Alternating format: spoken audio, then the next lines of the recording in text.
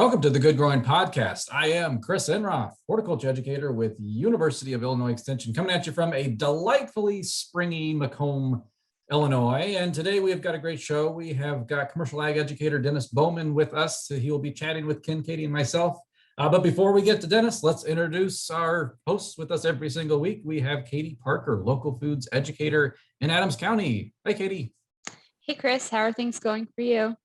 Oh, it's going very nicely. I can't complain necessarily because we did have some rainy weather last week. I remember the show last week. I also had horrible allergies, and they're back now that the weather has turned nice again. So I apologize if I sneeze and snot all over you, but you know, just something to look forward to if we ever do this in person. Right. Yeah.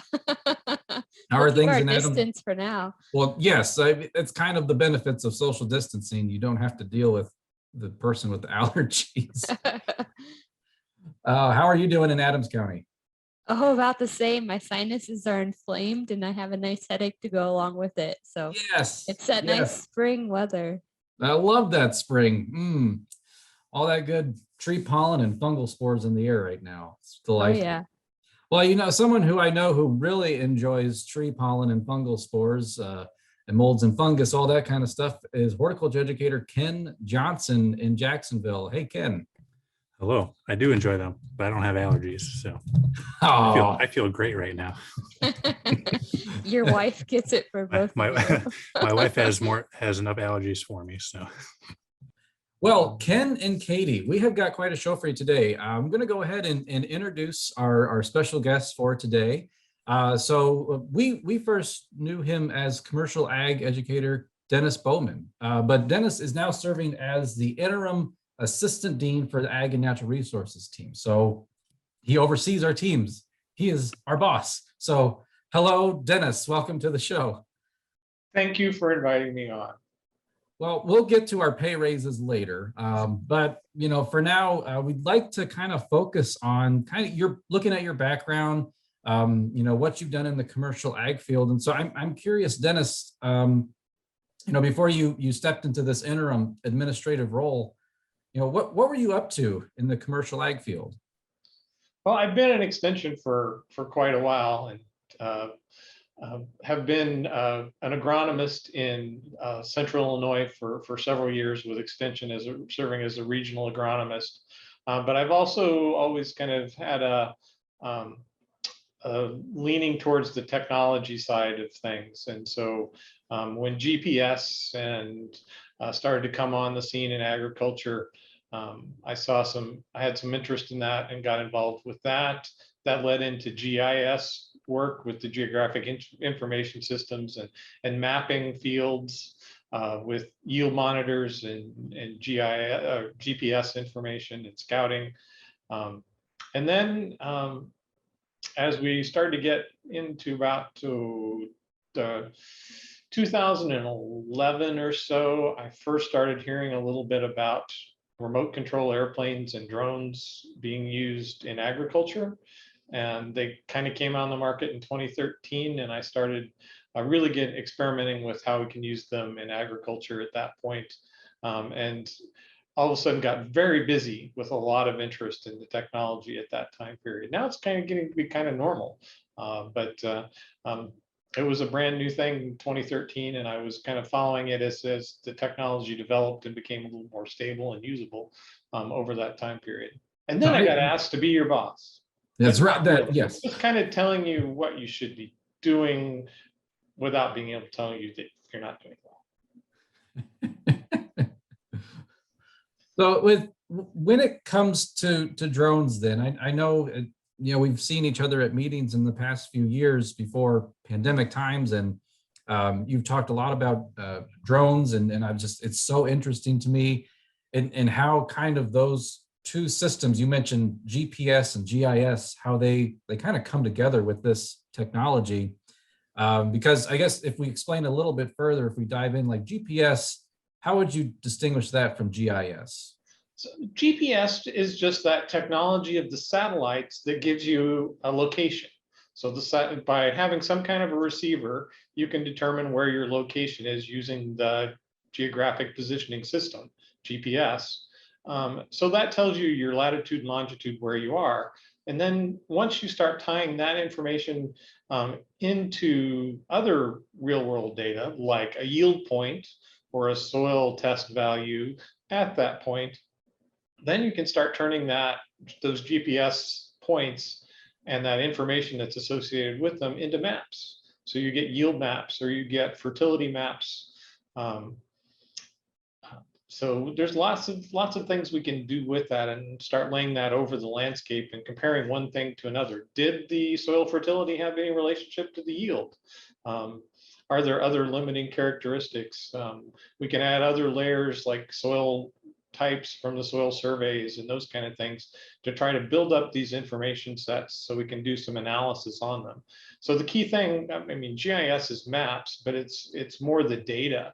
It's the values that go with each of those points that allow you to compare and do some math and an analysis from one layer to the next.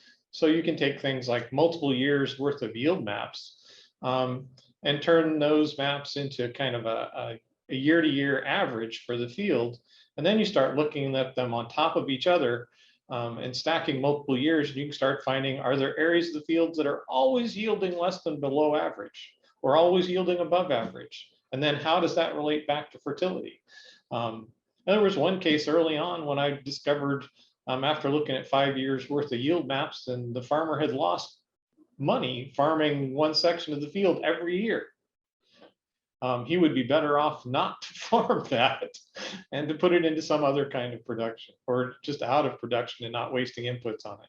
And so I love how you put that, how you can ask questions using GIS and find relationships and do that analysis. And I had a professor who said, he's like, GPS is like your point, your location in time. GIS allows you to ask questions through time and find those answers. And yeah, so I always thought that was a pretty neat way to go about it. But when you're using drone technology, a lot of times, like say if you're a farmer, you needed maybe updated aerials or topography or some type of contour study, you'd have to wait probably maybe for the county or local government or someone like that to provide that. But now this technology is something that someone with a drone could provide. Is that right? Yeah, and it's and a resolution that's on your own scale. You decide what it's going to be rather than taking whatever satellite data might be available and not being able to see much detail. Because we've all seen the old Landsat satellite images that can show you states and counties and rivers. But when you start trying to get down to the field level, it just kind of falls apart and you get like one dot per field. There things are a lot better than that now with some of the newer satellites, and we can get to see much more. But still, we're limited as to how fine a resolution we can get. And so that's where drones kind of bring it down to a little bit tighter and more detailed level than we can get from the satellite technology. So in that vein, as we dial into drones and learn more about them, it is time to play a new segment we're going to have here on Good Growing. We're going to field test this with our boss. Are you ready, Ken and Katie? As I'm going to be. Do we get to ask you questions after? Yes, but that will be after Dennis logs off. Okay. Oh, gotcha. So this is true or false with Ken and Katie. So I'm going to ask some true and false questions. Ken, Katie, you are going to give me your best guess if it's true, the statement is true or false. And then Dennis is going to come in there with our answers. So I'll kick it off. I promise this is going to be easy. It'll be fun. And this first one's going to be a piece of cake. Are you ready? It is. Ken, you're shaking your head yes, because you got that big beard. I know it's really heavy, so it goes side to side instead of up and down. I get it. Be careful with inertia. Yes, you got to think about inertia, beard weight, all that stuff. So every time he says no, I know he's shaking his head yes, it's just the beard weight. All right, first question. True or false, anyone can buy and start flying a drone? It depends. Oh, that's the extension answer, Ken. It really does though, doesn't it? Like anybody can buy a drone, But you have to be licensed but you have to be licensed to fly it in certain areas. or correct? register it with the FAA. Well, okay, Dennis, are they on the right path here then? They are on the right path. I mean, anyone can buy a drone. And once they do register it with the FAA, they can start flying it. Now, if the drone is less than half a pound, a really small drone, you don't have to register it. But anything over half a pound does have to be registered. Now, you don't have to have a license to fly the drone if you're just doing it under recreational purposes. But as soon as you venture outside of recreational purposes, then you do have to have a license to fly the drone. And so what is considered commercial by the FAA may be a little more stringent than what the common person would think. So a farmer could buy a drone and fly it over his farm and say, gosh, I have wonderful farm. And I'm going to take some pretty pictures of it to put on my farm shop wall because I am very proud of my farm. Once they look at one of those pictures and go, gosh, I need to fix a drainage tile in that area or fix the waterway. They're making a business decision based on what they've seen in the drone, and now it becomes commercial. And technically, they should have an FAA drone pilot's license to do that. And that's something that you as a drone pilot, you have a license, is that correct? And right, I have a license to do that. It costs $150 to take the test. It's a pretty hard test. You have to go to a certified testing center to take the test. And you have to stay current. You have to retest every 2 years to maintain your license. So it is a fairly stringent process. It does take a little bit of studying or going to some kind of a class to read up on things. There's lots of available resources online and sample tests you can take to figure out what areas you figured out and know, and those areas that you really don't need to know. A lot of it has to do with airspace. mm-hmm. And something you learn really fast is that the FAA controls the airspace. Yeah. And if you're going to be in that airspace, you have to understand where you fit. And that's at the bottom of the totem pole. Everything else comes first. Yeah. And so you have to know how to share that with everybody else and where you can fly and where you can't fly. And it gets, the higher up you get, the more complicated things can be. So that and inversely, if you're in municipal areas, then you know, it doesn't matter how high you are if you're near an airport, those kind of things. mm-hmm. But yeah, and you're limited to 500 feet. So you do have to follow the guidelines and the rules. And a lot of what the test is knowing all the intricacies of the rules. And that's not flying within 5 miles of a commercial airport, staying below 400 feet. So those are kind of some of the basics. Okay. So if you have a field relatively close to an airport, you're out of luck, basically. You're not out of luck, but you have new hoops you have to jump through. And so it also kind of depends on how close you are to the actual runway itself. When I first started, it was that 5-mile fence. That was it. And if you wanted to go in that, you had to send a note to the FAA and wait 30 days for them to say yes or no that you can fly on a specific day in that airspace. So you had to plan ahead, and it wasn't very user-friendly. Now there's actually a website. And several companies have this built into their apps and software where it'll look at your GPS coordinates and say, yes, you are within 5 miles of an airport, but the airports have all been mapped out now, and they know where the ends of the runways are and where planes are likely to be and where they aren't likely to be.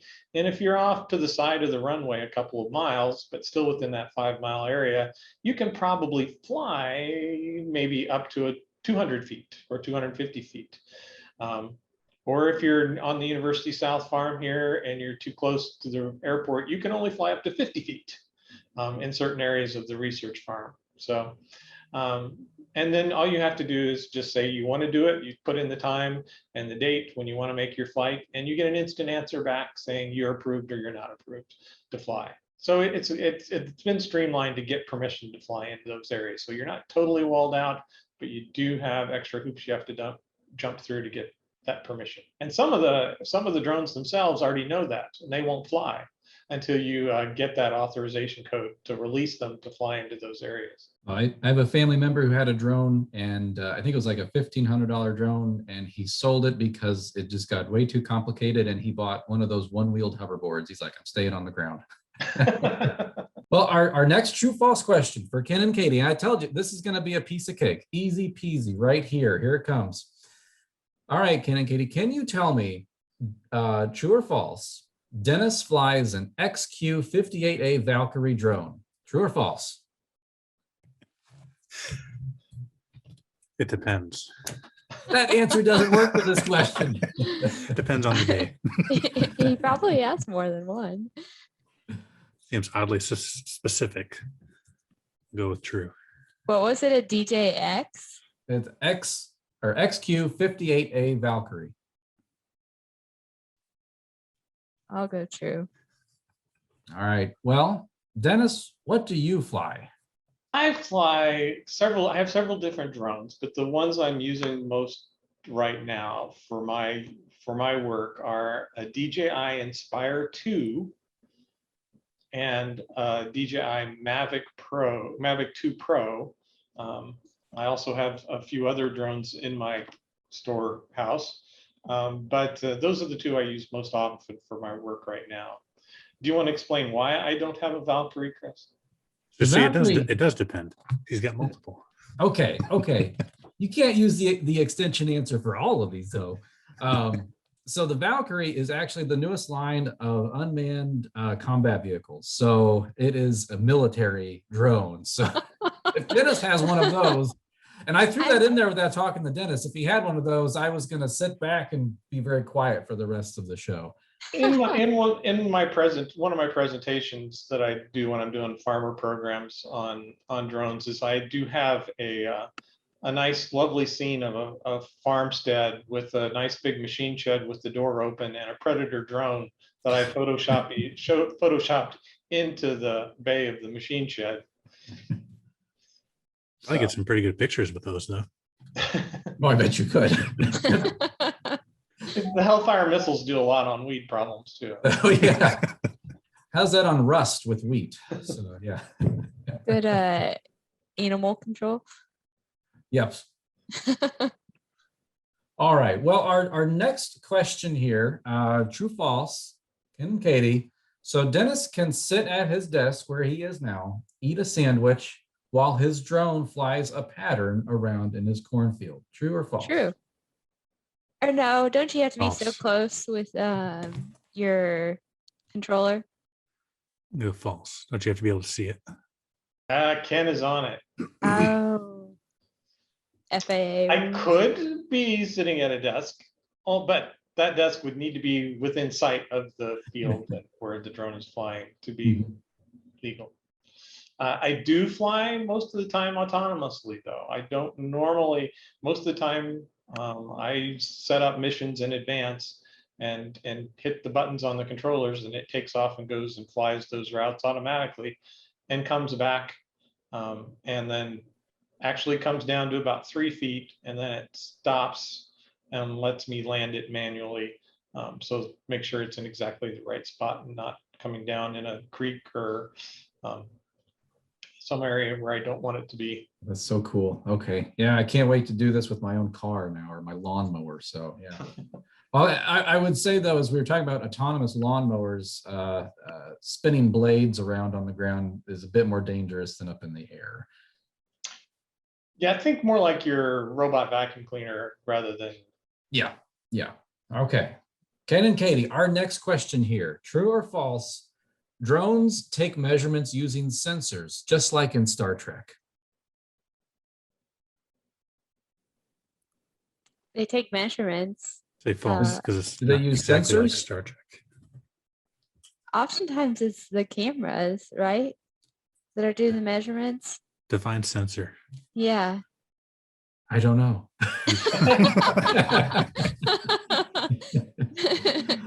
Well, Dennis, what are the drones doing in the air then? Are they using like lasers? Or is it like, Sulu, give me a reading of life on this quadrant of the planet, and they just sensor, or is it just photography? So I liken drones a lot to tractors. They're a sky tractor. Now you can take your tractor out and drive it around the field and have fun, but you don't do a lot of work unless you attach something to it. And so the drones, you need some kind of a payload that's going to provide you with information. And so in agriculture, most of the time, that's some type of a camera. But it could be a laser, like a LiDAR sensor, that's going to do mapping and elevation mapping. But for what my work is, I normally use cameras. Like the Mavic 2 Pro that I talked about has a 20 megapixel RGB regular image camera with a 1-inch sensor on it. So it's a good quality little camera that's mounted on this thing. Takes pretty high resolution pictures. And in just normal light pictures like you're used to seeing with your eye. Now the Inspire has a 6-band camera on it that costs more than the drone does. It's a MicaSense Altum sensor that costs over $10,000, and it will take red, green, and blue RGB normal light pictures, but it takes each of those wavelengths separately, and you have to manually combine those RGB lines together to get them to make a picture that looks normal to our normal vision. And then in addition to the red, green, and blue wavelengths, it also collects a near infrared signature, something that you can't see with your eye. And then right between the near infrared and red, there's an area called red edge. And so it captures the wavelength in this red edge. And then it also has a thermal infrared sensor. So it can detect the heat of the ground and the canopy, as well as the other wavelengths. And so then by taking those into something like a GIS software, I can combine the RGB into a visual picture image of the field. I can do measurements of one wavelength against another to make another kind of map called an NDVI map, Normalized Differential Vegetative Index. There's lots of these vegetative indexes that we can use to try to see how plants are responding to the situations in the field, and potentially how much stress they're under by looking at the comparisons between the wavelengths. And then the thermal is really useful in areas, especially where there's irrigation, to get an idea of how hot the canopy is or how much moisture stress it might be in. And you can really see that coming through in thermal when the plants are under moisture stress. So, and that's all just the light spectrum that you're looking at, really, with that. That's the electromagnetic spectrum besides the visible light area. We go outside that as well. Because a lot of people don't really understand when they look at a plant, what colors do most healthy plants look? We think they're the vibrant green. We think they're vibrant green. We think green is really great, but the reason we see green is because plants don't like green light. They bounce it all off. So a healthy plant is kicking out all the green light and absorbing all the red and blue out of the spectrum. And so by comparing some of the way the plants are absorbing the light, the different wavelengths, you can get an idea of how healthy they are. That's fascinating. I love this. Just about everybody that's looked at it has come up with their own different special vegetative index that they think is better than everything else. So there's been lots of academic papers written on these vegetative indexes and which ones are better for nitrogen stress or for moisture stress, or for different species, they react differently. So. And yes, site by site, soil by soil, your microclimates in each field, it's got to be, there's a lot of data there. But, you were talking about the kind of Star Trek kind of thing, and a lot of what we're doing relates to that kind of saying that you sometimes heard in Star Trek, that Captain, we've detected an anomaly. Mhm. And that's a lot of what we're doing with drones, is finding the areas that are different and then going in to figure out what's going on in those areas, or trying to gather other information that clues us as to what might be causing that difference. Sometimes we can't really tell from the air what it is, but we know that something's happening and we know where it is. And we can go in, and now that we have the GIS coordinates of those spots, we can go in there on the ground instead of looking at the whole field, just send somebody to those spots to see what might be happening. So maybe you have to take a soil sample to try to figure it out. Or there's tiny bugs you can't see from space that are in there. Well, I'll head warp 5 to the next true false question here. So Ken and Katie, when we look at the time spent doing drone work, Dennis spends most of his time out there actually flying his drone in the field. True or false? False. False. Dennis, what do you spend? Actually, Oh, whoa, okay. Thinking about it. I mean, it depends on the size of the field, because it does take, it used to take us like 3 hours to fly a field. And it also depends too, are you factoring in like analyzing what you're flying, or is it just setting up your maps? Because maps don't take that long. Okay. I feel like these are all trick questions. No, they're not. Yeah, I would never trick you guys.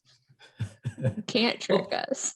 Well, Dennis, what do you spend most of your time when it comes to a project? You're flying a field. Is it behind the scenes? Is it out in the field making them, or making maps? What is the biggest time piece here? Most of the time is computer time. And so one of the things is that because we're limited to flying at 400 feet, my drone at 400 feet, one picture is about the size of a football field, or an acre. So if I'm flying an 80-acre field, at minimum, I'm going to need about 80 pictures to map that. But that doesn't work very well because the software needs overlap to be able to line them up. So if you want to go from all these little pictures into one big picture of the field, then you've got to use software that's called photogrammetry, that takes all these pictures and stitches them together into a mosaic of the field. And that takes time. Now, I don't have to sit there and do it, but I have to set up the software to do it. And for, say, an 80-acre field, and I set my software up to make that mosaic in kind of a medium resolution mode, it's going to take an hour and a half of computer processing time on a very powerful laptop to do that. So sometimes that's a do it at lunch or do it at night and have the map ready later. So They don't let you use the supercomputer on campus. One of the challenges there is you'd have to upload all those pictures. And so we're talking each of those pictures is at least 5 megabytes, if not somewhere between 5 and 10 megabytes, depending on which drone I'm using. And then you've got, say, 300 of them that you have to upload to the cloud. And out in the countryside, that's not going to happen real fast. And then you take the multi-sensor camera, and instead of having one picture for each of those acres, you have 6 pictures and each of the different wavelengths. And so then you've got to rebuild that with all 6 of those sets of pictures. So it takes a lot of processing power and takes some time to build those nice mosaics that help you really understand what's going on in some of the field. And then you can stare at them for hours trying to figure out what's going on. Oh yeah, yes, and we can talk about maybe on a different show your data storage methods, keeping all of this data somewhere. So our next question here is. Ken, Katie, true or false, one multi-rotor drone, so something like what Dennis flies, it can cover about 25 acres of corn per flight. Like per battery charge? Yep, per charge. Depends 25 on the acres. drone. Depends on the drone. Yeah, and probably the amount of pictures, but also the wind speed too. What do you Those are say, Ken? all very good points. So this is one where it really, really does go, it depends.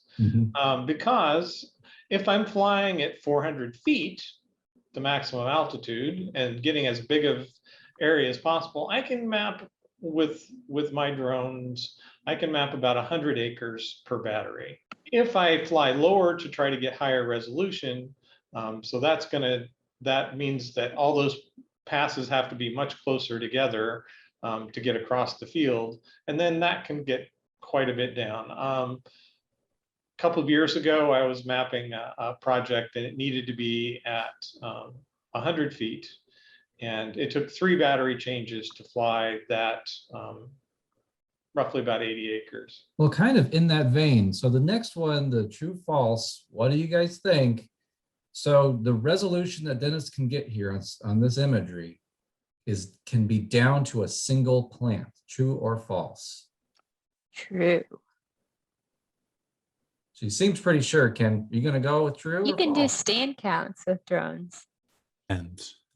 It depends. I'm not giving you any more quizzes, Ken. I'll go All with, right, I'll go Dennis. with So true.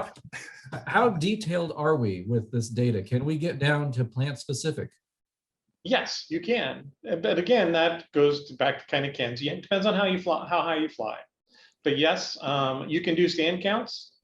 With my drones, I've kind of determined that 75 feet in altitude is kind of the maximum that I can fly and still be able to count corn seedlings.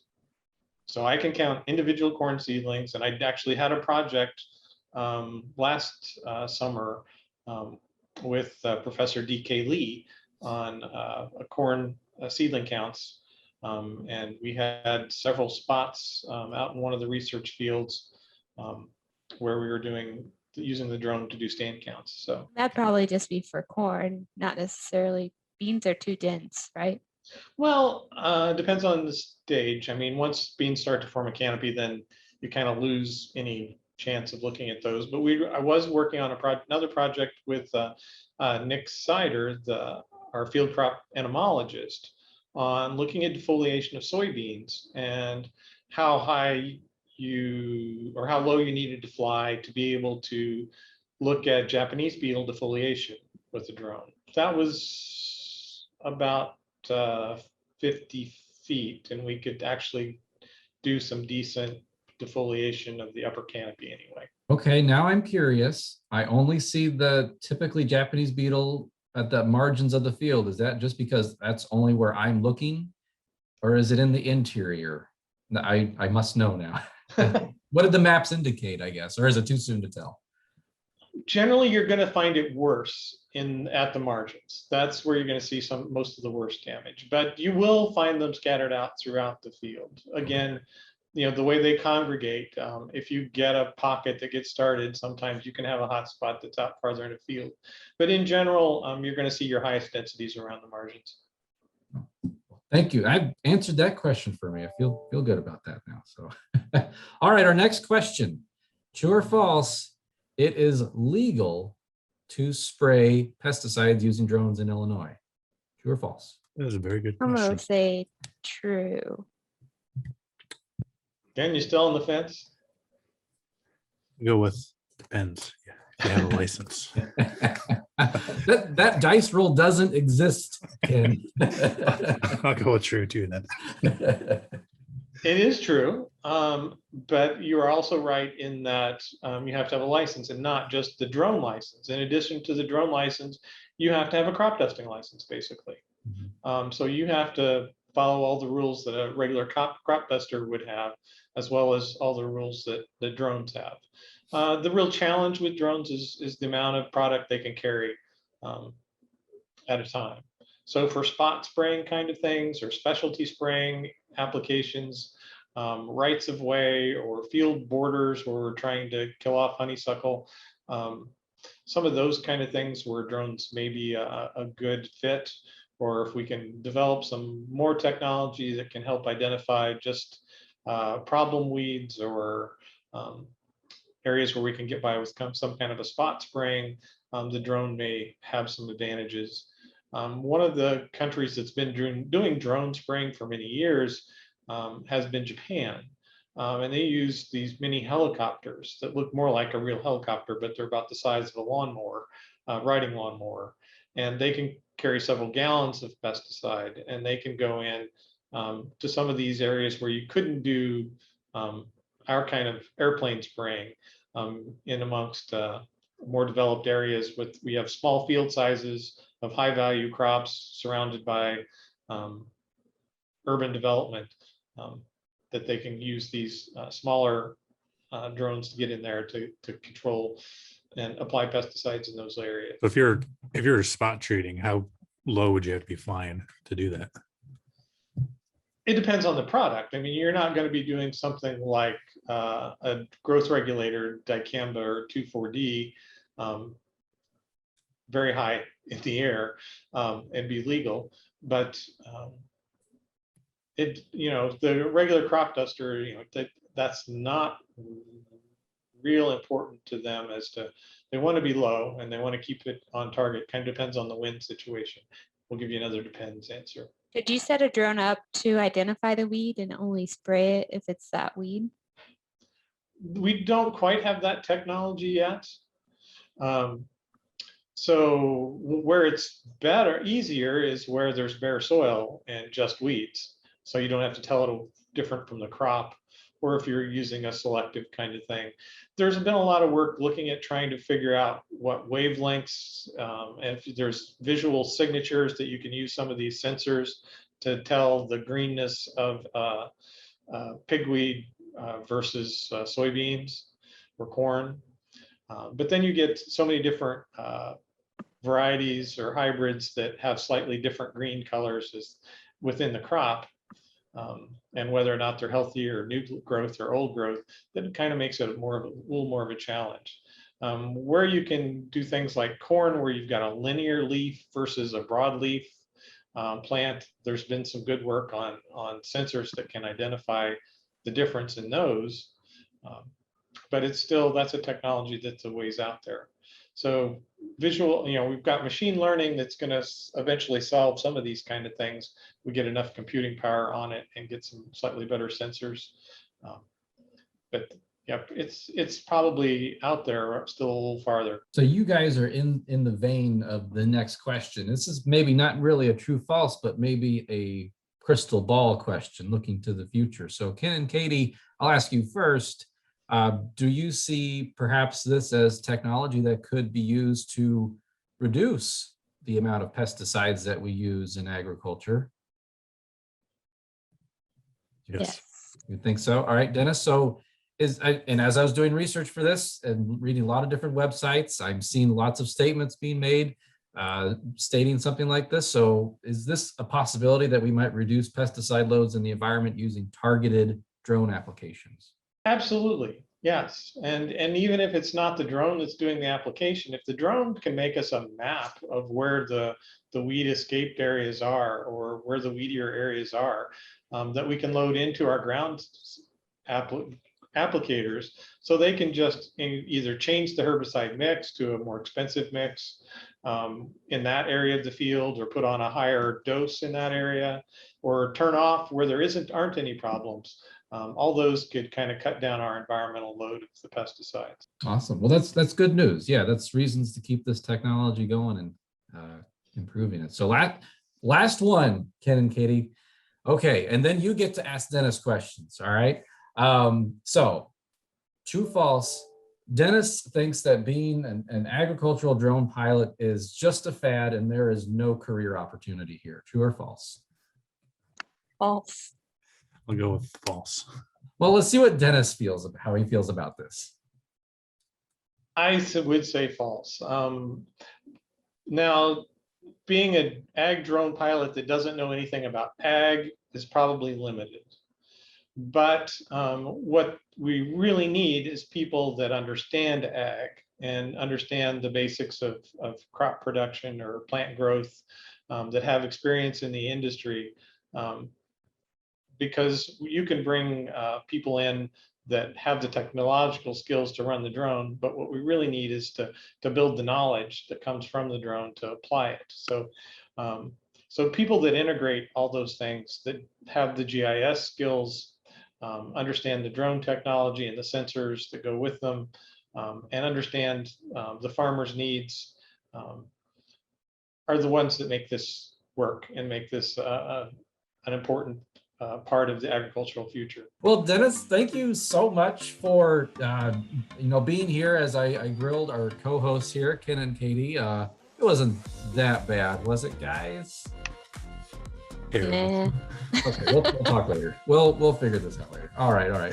Well, Dennis, we are also a question and answer show. People who have called into extension offices contacted us over social media about questions pertaining to the topic of the week. So if you wouldn't mind answering, we just got a couple questions here to ask you that have come in. So yeah, if you wouldn't mind helping us out. Certainly.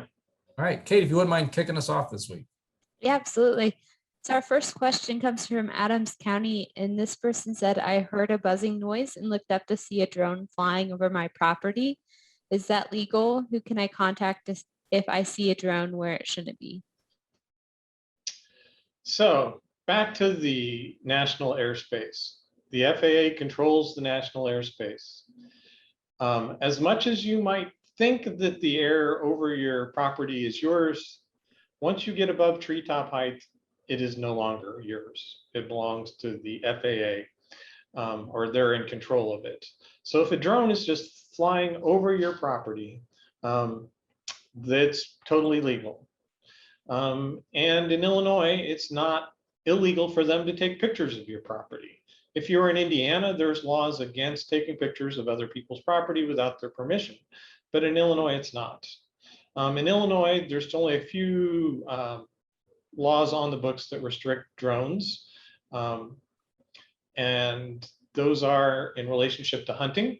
You can't use a drone to fly over your hunting timber or property within 24 hours of you hunting. And you can't use it to be a nuisance to the wildlife. And the other, it restricts law enforcement from using drones to spy on you. So if it was a police drone, I guess you could say that no, they can't fly over your property without a warrant.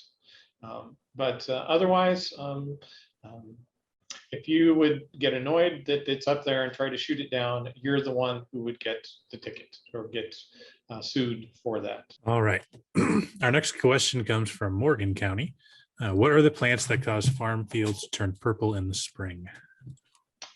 That's henbit. Possibly purple dead nettle, but most cases in central Illinois, that's going to be a weed, winter annual weed called henbit. It's in the mint family. It is a winter annual, so it's going to grow and flower in the spring and make these nice, pretty purple fields that will mature and be gone by early summer. But they can cause some interference with farm operations. Any tillage generally gets rid of them. But most herbicides will take care of them as well. Or if you plant late, they'll be gone before very long. Our next question is from Adams County, and they're noticing lots of vole damage in their alfalfa fields this spring. What can be done to control the voles? That's a bad question and a bad problem to have. Unfortunately, there's not a lot we can do about voles. Especially in alfalfa. There are some, there's hardly any cultural controls that work well on alfalfa other than deep tilling the field and starting over or relocating your alfalfa to another field. There are some poison baits that can be used to suppress vole damage. They're best used as a spot treatment.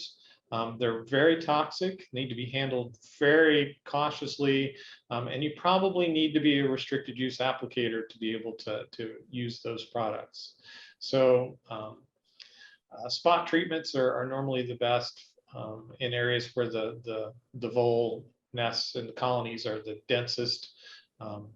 But it's a hard problem, and there's not a really good answer for that one, unfortunately. All right, our last question is from McDonough County. During the warm early March weather, we tilled the field. Since then, we've had lots of rain and large portions had standing water on it. Does it need to be turned over again?